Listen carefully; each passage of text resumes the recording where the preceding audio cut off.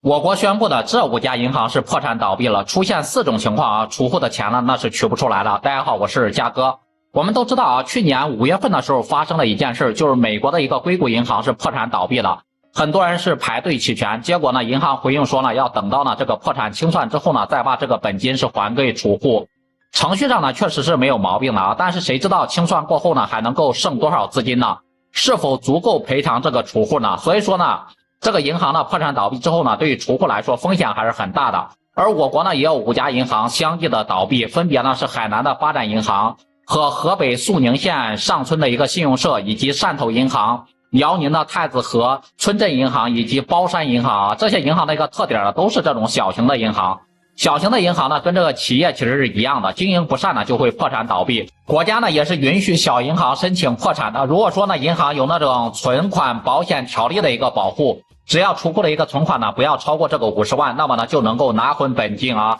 但是呢有几种情况银行破产倒闭呢也是拿不回来的。那首先第一就是这个存款呢被银行的一个员工是挪用了。生活中也有类似的一个新闻，就是工作人员呢利用这个职务之便，私自的将储户的一个存款是挪用。如果说呢银行是破产倒闭之后呢，储户发现呢也很难呢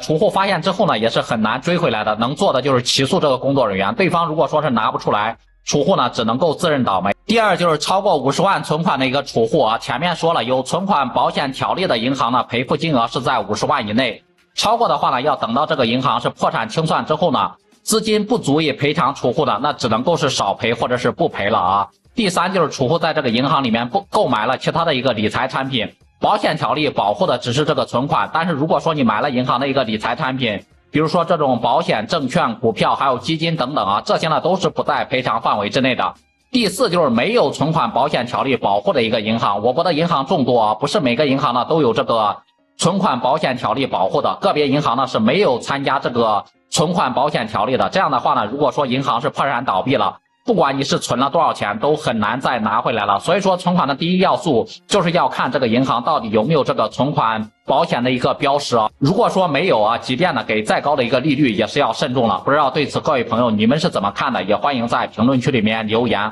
好了，本期视频就为大家分享到这里，我们下期再见。